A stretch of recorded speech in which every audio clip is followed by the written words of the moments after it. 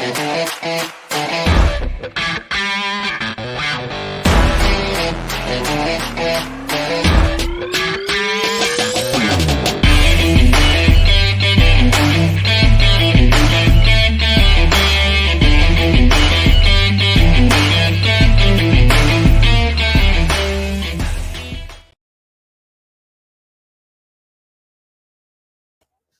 everybody. Thank you all for being here. I'm Coach Les, and we're just dealing with getting some technical stuff going here this morning, this afternoon, this evening, wherever you're located around the world. And I just want to share with you a little bit about this particular podcast, Coach Les and Sujata Against All Odds. And how did we come about this? And why did we come up with this particular podcast? Well, Sujata is an author of a book called Legal Life Manual. And the book is called Against All Odds, No Retakes, No Manuals, Real Life Lessons. And on the back of the book, it gives a little introduction that I think is very appropriate to share. And that is, do you live in the jungle with animals or live in civilized society? Sometimes that question comes up. And with that,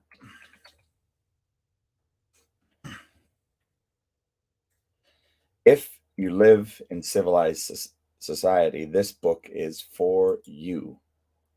Now, what do I mean by that?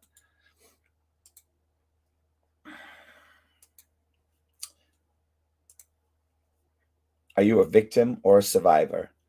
Survive and protect yourself from gender discrimination, culture biases, belittling within home, educational to professional workplace, mental, verbal, physical, emotional exploitation, rape, and all kinds of sexual abuse. Are you trapped or stifled in an unhappy marriage? Parent-child discord, years of working with bad bosses, compromising on a daily basis? Are you a prisoner of the moment? Do you want to run away, feel suicidal? Politics of the universe, society, don't let it shackle you. When you are pushed to the wall, push back. When you have nothing to lose, then give yourself that one chance and take a courageous step. Don't give up. It's hard, very hard, but courage and self-belief will open doors. Gather inspiration from Sujata's journey and trust her. You can do it. All of us can be leaders. All we have to do is nudge that dormant factor. Giving in is easy. Tenacity and resilience are words to describe that one moment when you decide to take action, even if it's swimming against the tide or against all odds. No matter what the problem, Sujata, and in this case today, and I are your partner to overcome the challenge and turn it into a stepping stone to progress. Leaders walk the talk and should be accessible to make a difference in people's lives. Money cannot do that. Care can. Do you care for yourself or others? We care for others. So I want to take a moment and thank everybody for being here today. And I want to welcome to the stage, and we are streaming live, Sujata and I, and we'll, one of the great things about how we've set up this podcast is the ability to ask questions here on Clubhouse, where we have people in the audience, we have people up on stage, and we get to share and start our topics and then invite people to share from Clubhouse and stream it. So we're super excited to be here today. We're dealing with some traveling issues over the past couple of weeks, but we are back, and Sujata is back in Singapore, and super happy to have her back. How are you, Sujata? Recovering from the trip. And the jet setness, right? No, it's the trip actually. Then it's what you pick up when you go to that country. Something or the other do pick up and bring back, like probably a stomach infection or something. So Yeah. It'll take me a few days to bounce back physically. Okay, well, hopefully you're mentally here for us to be able to. Of And course, and it's so good to see you. well, as you can see, I'm a little hoarse today. What Um, happened? Nothing. Just had my Taekwondo test on Monday and strained my voice, and you know, Ah, here we are. It's all good though. hmm. Life is very good, and it's all part of the process. So I just want to welcome Joey to the stage and welcome Alyssa to the stage and Dr. Rose. My Dr. Rose, you know, there's no accident that you show up when I dive into Tessie's Teas.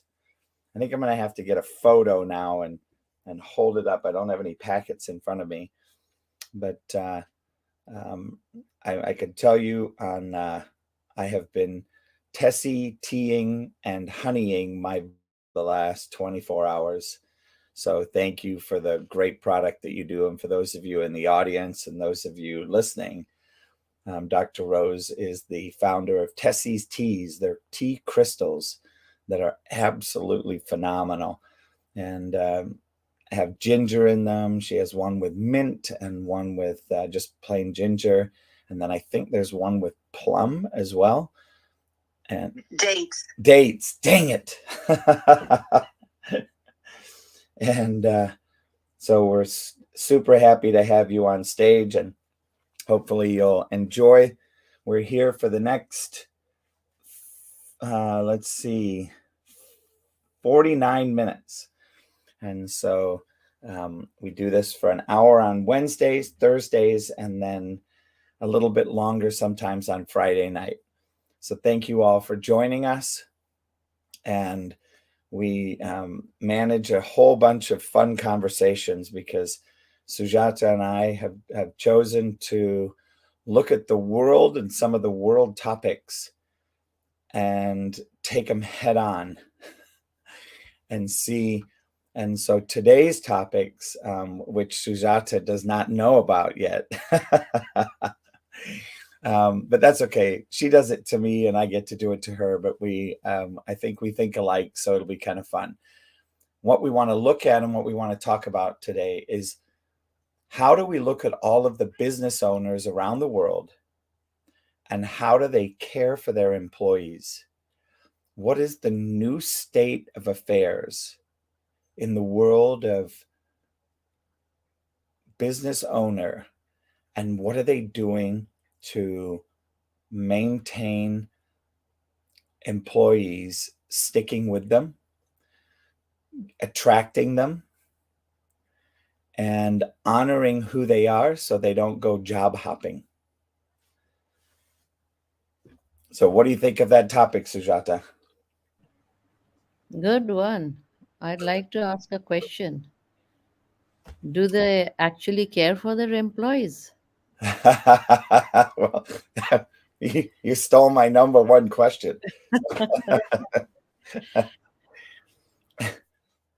Well, I would say that I think there is a larger portion today than there ever has been of employers that are starting to open up their hearts and their minds to being much more interested in the lives of their employees and attracting them more to their company. And partly because we've just come out of a pandemic, over 2 years of lockdown, and 2 years here in the United States of the government giving you a free ticket. And so to attract these people back to the workforce, not only has that happened because people have run out of money and public welfare is saying you got to go back to work, thank the Lord, but there's also employees are getting, whether it's smarter, getting more selfish, whether however you want to look at it, they're getting to the point where they know that employers need employees. And so they're in a very powerful position. Very much like the housing market here in the United States, trying to find a house to buy. Right now, it's still a seller's market.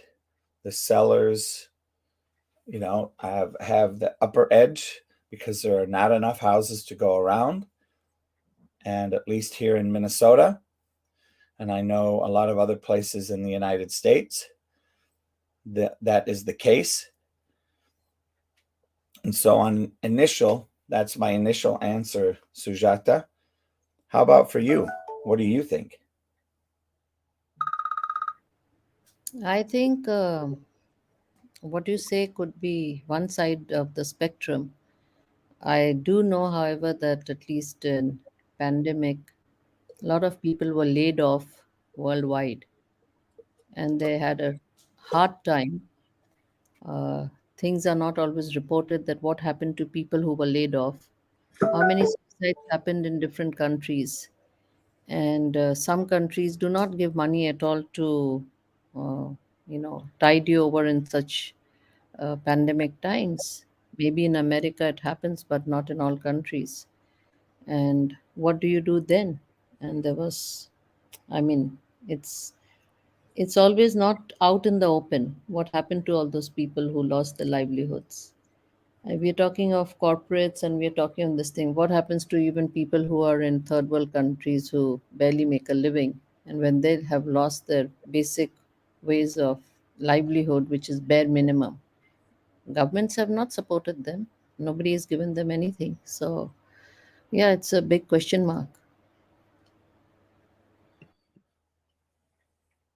Well, I'd love to start off by hearing what our panel has to say about this that's up on the stage. And let's just start off with Mr. Joey, because I know he'll have a lot to say because of the restaurant business. So if Joey, if you're in a spot to share, we'd love to hear what you have to say.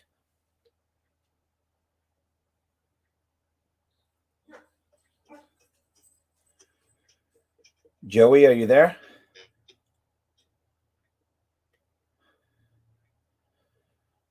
All right. We'll have to come back to him. He may not be available. All right. Well, let's go jump over to Alyssa. Hi, Alyssa. Uh, I'm on LinkedIn every day, the premium edition, because I'm searching for anything and everything that's possible that I can do out there. Because I'm somebody that ran out of money, but not because of the pandemic, because of medical bills and whatnot, and being unable to work because of excruciating pain, let's say. And I just can't wait any longer, regardless. So I do read tons of. They have great newsletters they have really good editors that write up to date info about what employers are looking for, what they want in their people, and they want everyone to be have all these soft skills as well as their hard skills, because they want everybody to be interpersonal and emotionally woke, and everyone to love each other.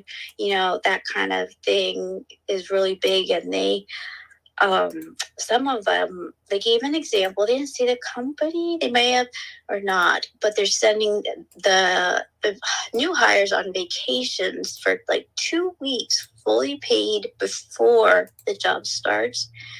And somebody else was giving a week's vacation and something else that was absolutely crazy. But I was reading something I found today that was really cool, and I was like, whoa, I'm actually qualified for all this. And it had all the benefits listed plus the salary, and that's a new law that or at least in a couple states, that they have to list the salary. It's very annoying because most do not do that. And it saves both people a lot of times if they would just do that. And they're just really trying to show we give you PTO, and that's what I've noticed under everything, all the jobs I look at on LinkedIn, that is. So, and they don't put that up front. They usually leave half the stuff out that you want to find out about, but you don't find out about it at the interview until the interview, if you would, to get one. I love it. Thank you. I did not know that, so thanks for sharing that. Dr. Rose, so good to see you. Hi, how are you guys doing? I'm excited to be here. Me too. I'm excited for you to be here. This is such a great topic. Wow. So I have two perspectives. The first one is I just hired a woman to manage our affairs in South Florida. And the reason I hired her is because of the way she was with another company. And I used to interact with her. And we used to just, tell these candid stories about what was going on in our business. And I just thought she was just an awesome human being.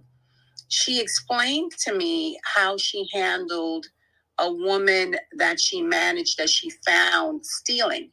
And I thought it was just so amazing that I said, wow, she's a pretty special person. She found this lady stealing from her, from the business.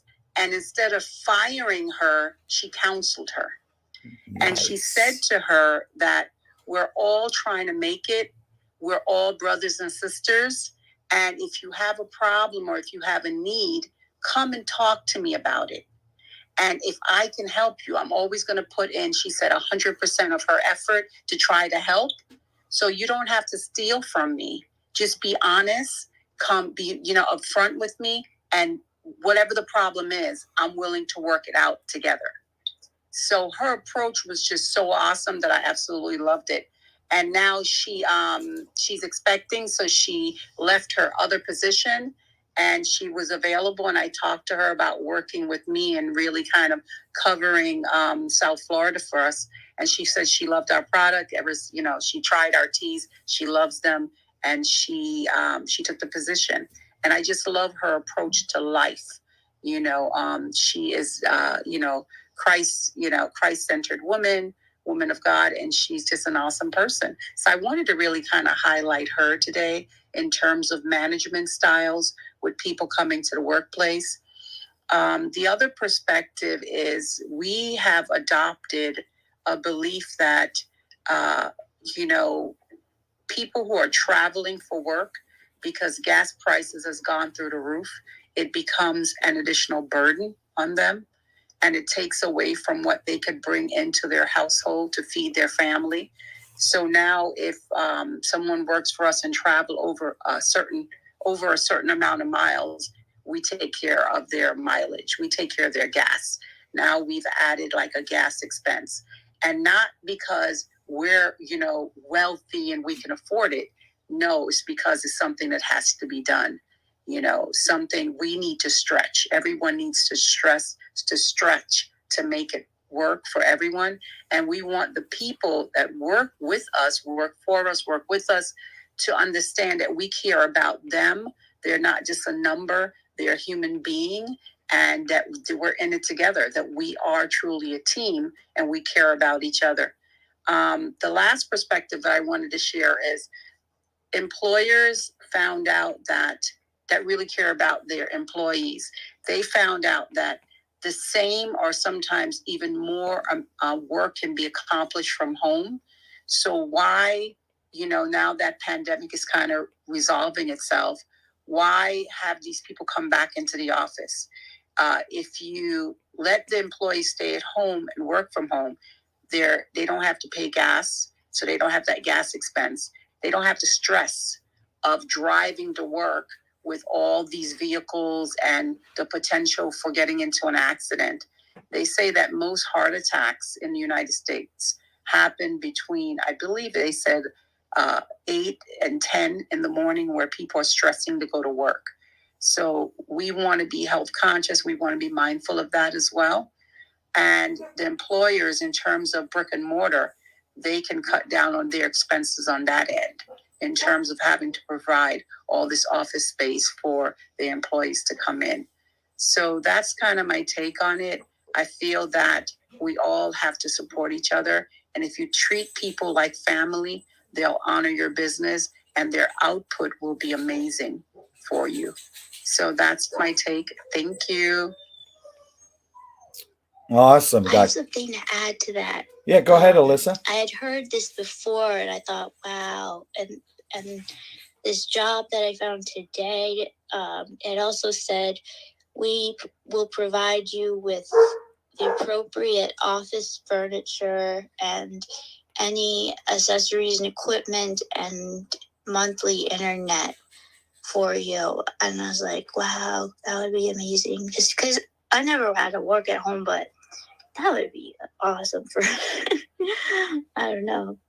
I'm appreciative of anything that's, I don't know, because I've worked for not some good companies, not a lot, but, Nordstrom was great. If you worked hard, you got it in return, and it wasn't like excellent pay, but if you worked hard, you got the acknowledgement and the pay, if you took advantage of their matching retirement thing, which I did. And I think that's a huge thing. And I've noticed that too, because that's important to me and I want to see it on there before I go in and ask,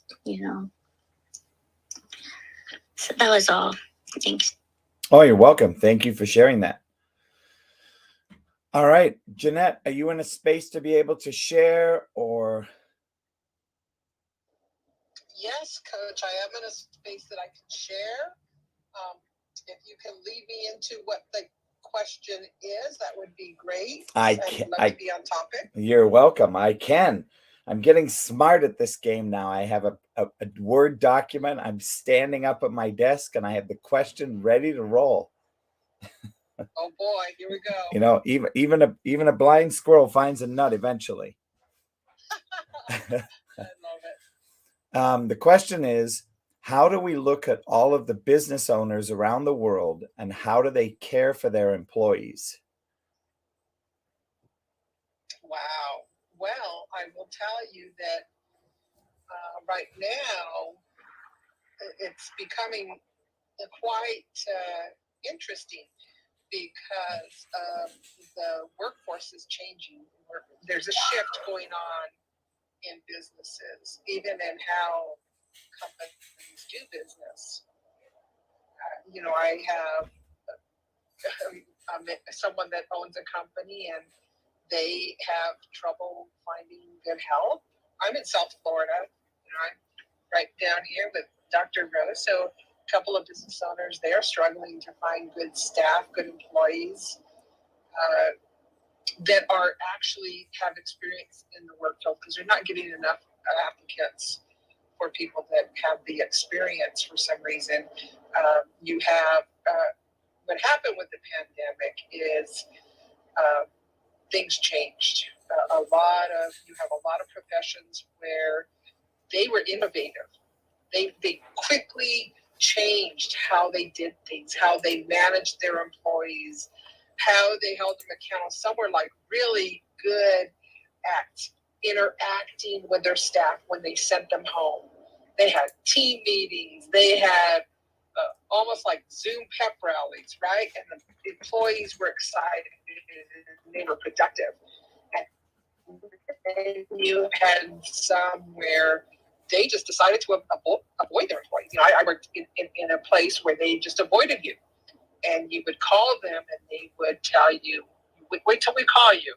So there was no preparation. There was no plan. So when employees came back, there was still such chaos. was chaos.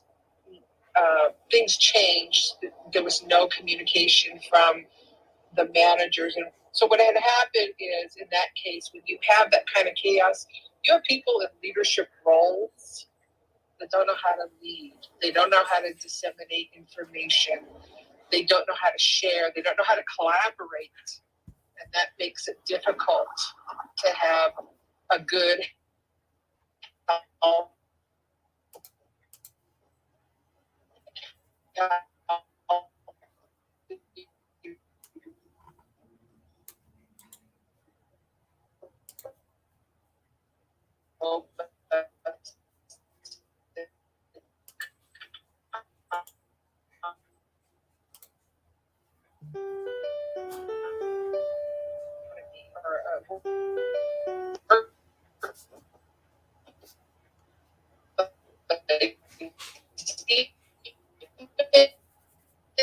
You're in the matrix of that. Hey, Jeanette, you're going in and out a bit. Are you in a bad spot on the freeway? Oh, she's completely gone now. All right. There you are. You're back. All right. Yes. Yeah. So in my workplace, they sent us back to work in a surge. There was a surge of the pandemic. So everybody in my building had the virus, and they were still going to work, because if they didn't go to work, they were punished. It wasn't a great place to work. With other companies, they were flexible. They were innovative. They pumped their employees up. We had some restaurants that, even though, they couldn't work, they couldn't open up, they would sell their product. People would call them, order it, and they'd line up and pick it up. So with companies like that, or in my community, because I live in Coral Springs, I would get these emails and texts from community leaders saying, hey, this business, they need you to, go in, support them. Go and have some ice cream, or go in, order a meal, and we would. And those restaurants are still open. And there were some, they just couldn't find the help, and they chose to just close. It was just too hard on them. Where I work now, imagine I work now, and they're very innovative. They're very much into teaching entrepreneurship. Hey, yeah, things are changing, so what are you going to do about it? So they're very much into that. When we have meetings, they're very interactive. They're very much constructive, idea making, goal setting, full of actions that we have to claim and take ownership of to get things done. So when you have that kind of team, those kind of leaders, you're gonna do well. You're gonna have a lot of participation from your employees. We're on a hybrid. I can make a choice to go into work or not. They're comfortable enough with me where they can say, Jeanette, you need to come in, then come in. Otherwise, you can work from home. And what they do is there's a lot of more work belts. They're seeing that. We even have, in my employer, we have a wellness person. And she connects us with all things wellness, for nutrition, for exercise, to make sure that, for us that are working at home, hey, are you getting up enough? Are you drinking enough water? And she sends us out these reminders. That is in a workplace, because what happens, you stay on top of where you are health-wise, where during the pandemic, people just kind of either did nothing or they did a whole bunch, and they did a lot. And so when you work for that kind of employer, that it makes it even better. It's a better place to be. They communicate with you regularly. You're in constant mode where, okay, what can I get done today? And the day goes by so fast. You just don't know when it began and when it ends. Sometimes it's just like that. And right now I'm doing kind of like 3 jobs, because I just came in the middle of a very busy season, now I'm having to learn, having to do my tasks, and having to do this other external thing that's very important for our financials. When you work for a company like that, you will thrive, you know, and I'm doing well and I love it. So when you think about those kind of companies, if they're innovative, creative, they communicate with their staff regularly. I remind, if you're ever applying for a job, take the time to write some important questions to ask them. You want to know what kind of leaders they have. You want to know what kind of turnover they have. You want to know what kind of projects they've had and how did they handle them.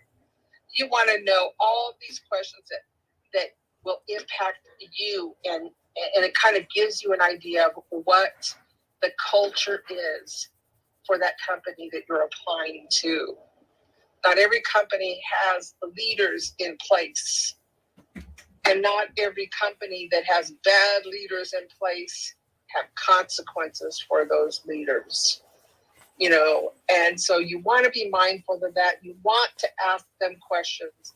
You want them to, when you're sitting there and asking these questions, you want them to look at you and say, wow, who's the interviewing, us or you?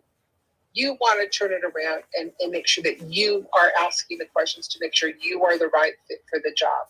And there's so much opportunity to do that now because of the number of openings that are available out there in the workplace. Things are changing, yes, but it's a great time to go evaluate your skill level.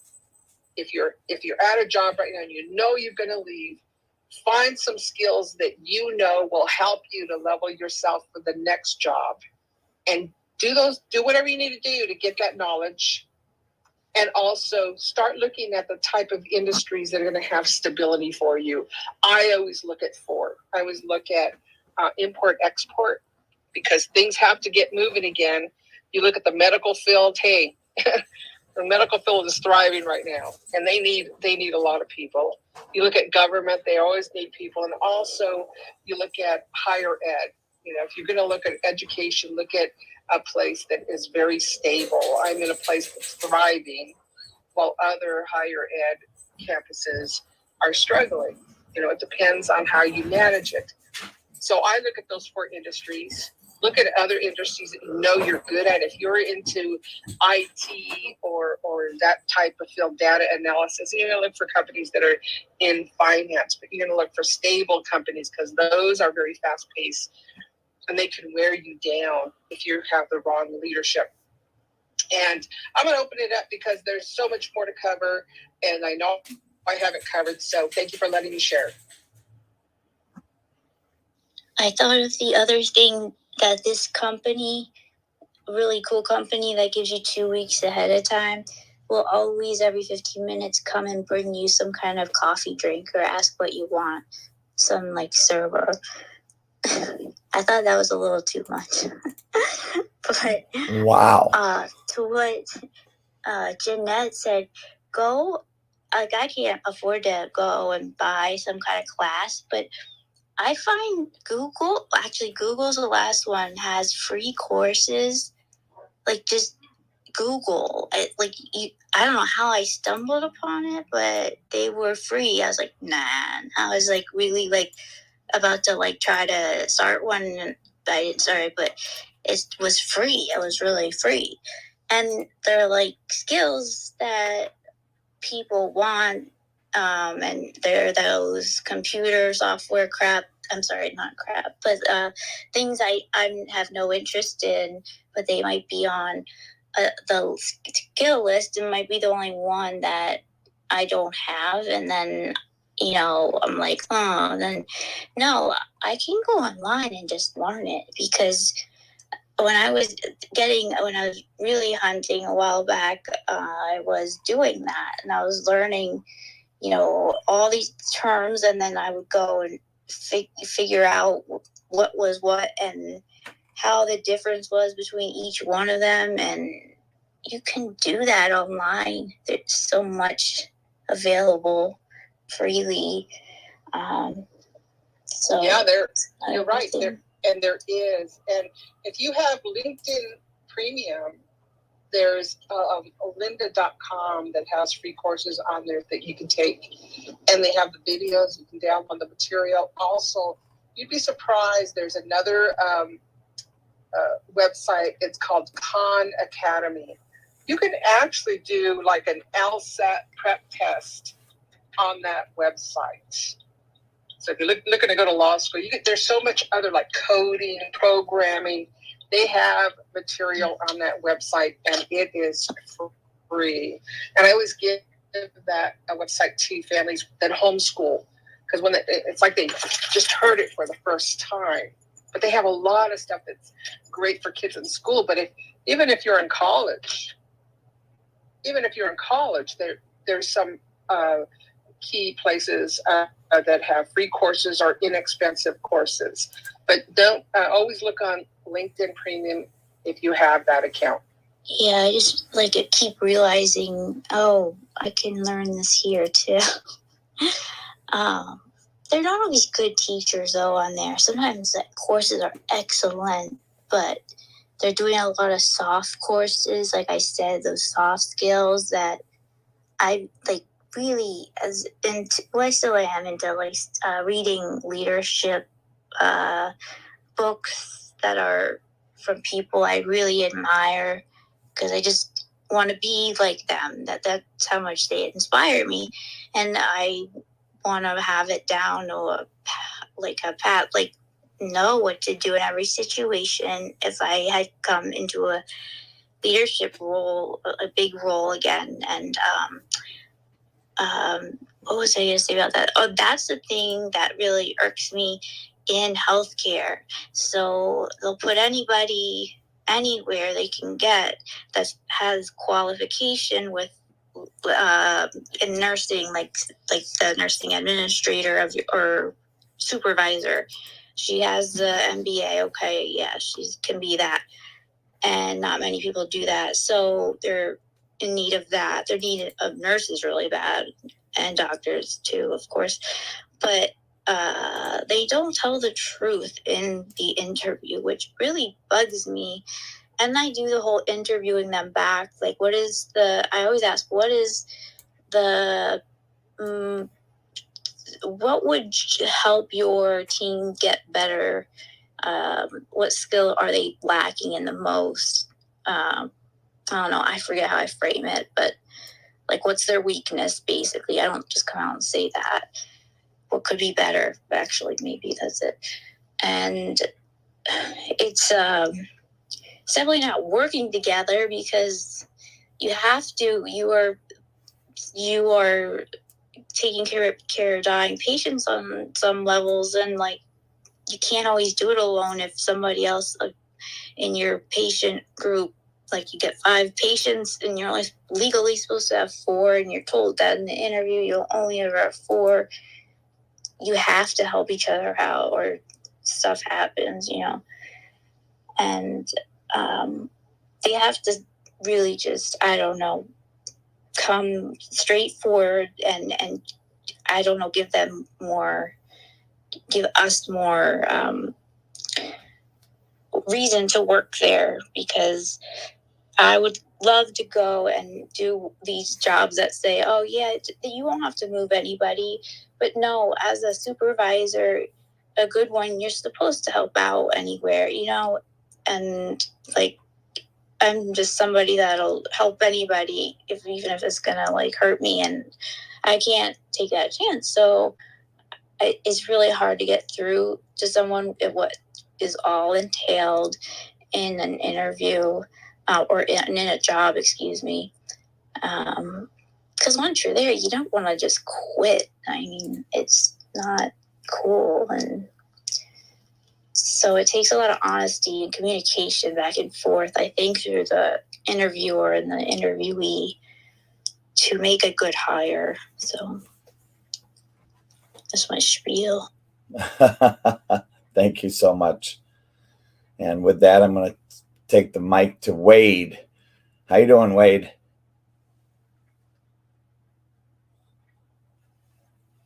Hey, Coach. Doing Doing well, doing better than good, actually. So when I coach the clients I coach with that want to know how they can retain employees, and I work a lot with people who are in the trucking industry, and they have a hard time retaining employees. A lot of it has to do with just the work environment. It's stressful, they're away from home, but a lot of it has to do with the business owner is more concerned about fulfilling their dreams than learning about their employees' dreams. Specifically, when you learn about what's important to an employee, you can learn. In my instance, I had a very good dispatcher. So she knew I liked to hunt. So she would specifically try to work the schedule out so I could go out and go hunting. And she knew the other drivers who didn't hunt and would ask them if they would take my place and that I would exchange. Maybe they wanted to have off for their birthday, or maybe they wanted to go to a graduation or something with their family. The importance of this is when you get to know your employees' dreams, you can help fulfill them and they'll want to stay. And we have to ask a lot of questions. I really liked what the reason that Dr. Rose said she'd hired somebody, because they found out a way why that person was stealing and said, hey, look, ask me, I might be able to help you with that. And oftentimes it's just getting to know the employees. A key is training employees. So Alyssa was talking about the soft skills. A lot of people don't get those because, especially at my age, we were told, learn to do this, learn to do that. But what we speak of as soft skills, like listening, some of the leadership skills, they weren't taught. The importance of this, my mentor, Zig Ziglar and Tom Ziglar, talk about this. You build people, not businesses. The people build the business. And if you don't have good people and you're not training them, yeah, there's a chance you might train them and they'll leave. But would you rather keep somebody and not train them? These are questions we have to ask ourselves as I coach these business owners. Hey, look, there's more to it than just the money aspect. I really liked what Dr. Rose had shared about. Hey, if you know they're going to have problems getting to work because of the gas situation, gas prices, help them out that way. And I really liked what she said. And it's not because we're wealthy, but we're here to help our employees become those top performers so that other people, if they want to try to poach them, they'll be like, no, I'm staying here. I'm satisfied. Why would I look for other greener grass? And I'm going to land there, just help your employees, help them out what you can. My wife and I, when we get in a situation where we scale up to the point we're able to hire people, we want our employees to be happy and share with their friends and their family, hey, I work for Maine's W7 coaching and training, and I really like where I work, rather than, oh man, it's all that bad stuff. So it's a great question. Back to you, Coach. Thank you so much, Brother Wade. I really appreciate it. And with that, I'm going to jump the mic over to Sister Tanique. Hello, Sister Tanique. Hey, Coach. Happy Wednesday to everyone. Happy Wacky Wednesday! Yes, I like what Wade just said, and coming coming out of corporate, it was, I want to say that, as you said, it's not about the money, so to speak, but most companies, for them, it's about the bottom line. It's not necessarily about the employees, even though the employees are the ones who build the business, who makes the business make the profit. But they see employees, and I've seen that, where they see the employees as just a number, so to speak. They speak from one side of the mouth in terms of, we'll do this, but then 2 or 3 months down the road, you hear, oh, we're cutting staff, and people are out of work, and you would have been hearing it in the grapevine that this and this is going to happen, and then they're going to have these town hall meetings, and they come and they're like, oh no, nothing like that, and we are doing our best to keep our employees and happy and yada yada yada. But then a few months down the road, you get this shocking news: oh, these set of persons are going home because the business line decided that this unit is no longer profitable, and so we're going to outsource. And there's nothing wrong with outsourcing, but it's a matter of being honest with the employees up front and letting them know that, hey, it is a possibility that half of you might go home in the next couple months, instead of you come in and you're prettying it up, and that's not so. So it's all about really communicating and being honest with employees. When you have employees who are truly genuinely happy where they work, they really don't want to leave. And it's about the environment that you provide for your employees to work in. If they don't feel like they can fulfill their purpose, their personal purpose, and achieve their personal goals while achieving the goals of the organization, they are going to want to leave. And I've seen that so many times in spaces that I've worked. Well, thank you. Thank you for sharing. And thanks for coming up on stage and being a part of our discussion today. Really appreciate it, Tanique.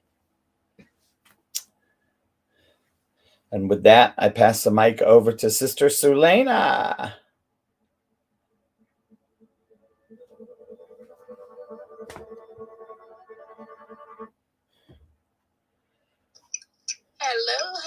Hello, beautiful people.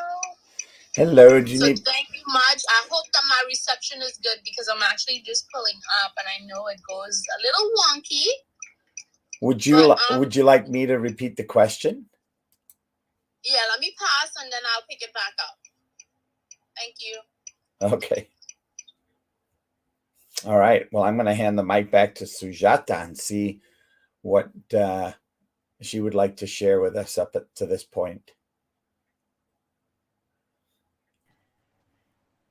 I think they've been quite interesting shares and quite positive ones, because it's always heartening to know that there are some organizations who do look at the essence that if their employees are happy and they are also developing themselves, the business too would prosper. And it's actually a simple philosophy, and if everybody would do that, it would be an ideal situation, which it is not, but at least some companies do care about their employees development. That is heartening to know. So that's what we are discussing, Selena, about whether employers care for their employees or not, in a nutshell. And Joey, how are you doing? Are you able to chat? Yes. Can you guys hear me? Beautifully. The mic is yours. Well, Coach, this is, I've heard a lot of different thoughts. And I've heard corporate get mentioned, but I work with independents. I think I could answer the question, or at least be part of the conversation, based on my experiences, and that's really the only thing I can go on, are my past experiences. Why I chose to stay, why I chose to leave. This is all all pre-pandemic, but I think everything still pretty much stays the same for me. Although I don't know, I don't have the answer, or I don't even know where to begin on where this shift began. I do call it, in the industry that I am, for the restaurants, we've called it a day of reckoning. I'll share that I support workers being treated fairly. I came up with a few different things here. I think there needs to be a balance. I am pro capitalism, but I'm also pro balance. There should be no reason why, and that's why I say a day of reckoning. I want business owners to be successful. As an employee, I never really was too concerned on what money they were bringing in, and I was at the top of some establishments, and I knew what the bottom lines were. But then again, I also knew what my lowest skilled employee was making, and it wasn't fair. So there needs to be a balance. If we're talking financials, if we're talking family life, or if we're talking life work balance, yeah, there needs to be some respect shown to the employee. But I have to put it, however, in there, Coach. However, I'm from the mindset that my work is my work, my job is my job. I think that if I had to work in an area that had me digging ditches, and it was 100 degrees, and that was what I signed up to do, I'm a proponent for put your head down, work hard, and get the job done. And I never really worried about what was fair or not fair. So I'm kind of on the fence. I haven't really been able to figure this thing out, because I think there's a lot of different things that are factors here. If we're talking corporate, sure, there's corporate greed. I won't deny that. But if we're talking about a small independent, and I'll tell you, they're getting crushed. They're not bringing home the money like some of the bigger chains or the biggest restaurants are. So they're about to get crushed with if we're going to talk pricing, or if we're going to talk, not pricing, we're going to talk labor wages. With that being said, I'll go back to the balance of work-life balance. Hopefully they could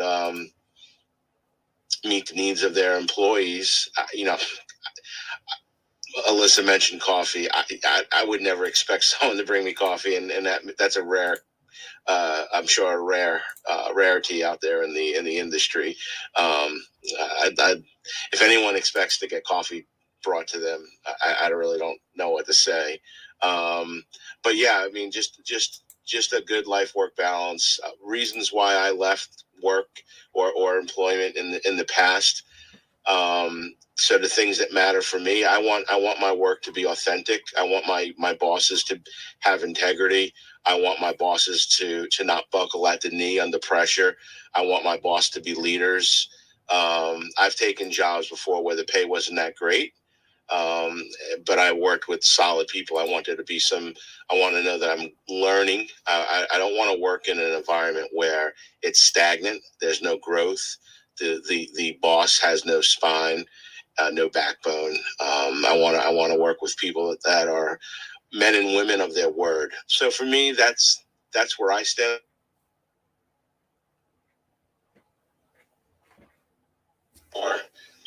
About post-pandemic, because I work for a great company and it meets all my needs. And I'll yield the mic. Awesome, Joey. Well, I want to say thank you to everybody that shared. And we're going to end the live stream. No, don't end. I need to come. Selena, listen, don't get excited.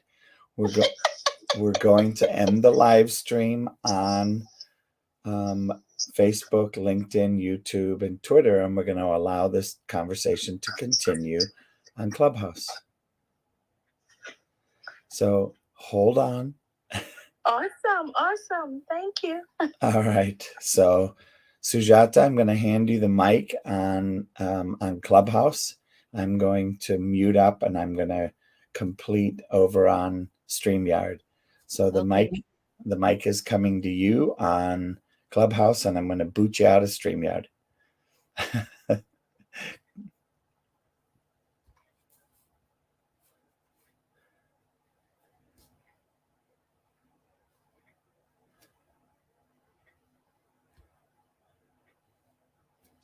Selena, why don't you go ahead and share? Okay, awesome. Well, thank you so very much. All right, everybody. Thank you so much for joining us for 1 hour of the Coachless Integrity and Sujata Against All Odds live podcast here on Wednesday. We look forward to seeing you tomorrow. Thank you so much for being with us. And with that,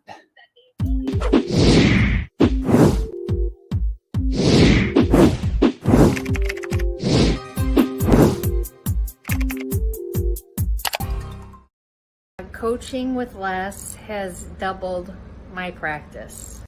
We've increased our sales by about 33%, blowing all of our goals out of the water. In my first 6 months, I actually grew my business with his help over 500%. Literally 500%. Les Hill is the type of person that invests back in you and back into your company. So if you're looking for a business coach with integrity, choose Les Hill.